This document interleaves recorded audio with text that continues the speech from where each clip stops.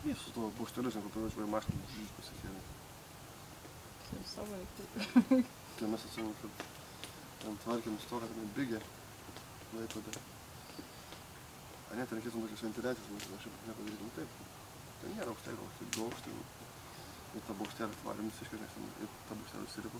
Ten vietas ant storą buvo, ten reikėtų tokios ventiliacijos, žinai. Aš iš čia, tas nesu, žinai. Ten kelias, žinai, prie ofisą, ten informalių, Vamos ten kavo gerti nuo įvažių, žinai. Nu, tai pirmąjį vėliau įvykai, ką tas, kažkaip. Tai gali. Du gurkšniukai reikia sakyti. Geras, ne kavo gėlį. Ofisą gerai pas jūs darbai, ne kavo gerai, visi visą dieną. Ten sėtas, su darbu nuvažiuoju 8 valandą. Po 8:15 ta kava yra manas gerti. Paskui prieš pietus dar arbatą, pietus, po pietų dar man vieną ar du kartus dar geria, bet už neoficialiai. Ai, ten kalba kažką, neoficialiai gerdami. Ne, na, į apačiai ten yra.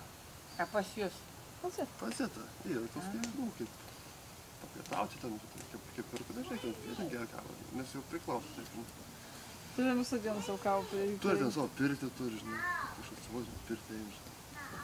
Nu, dar. Kur nors ten tų kokių gražysi tai dirbti.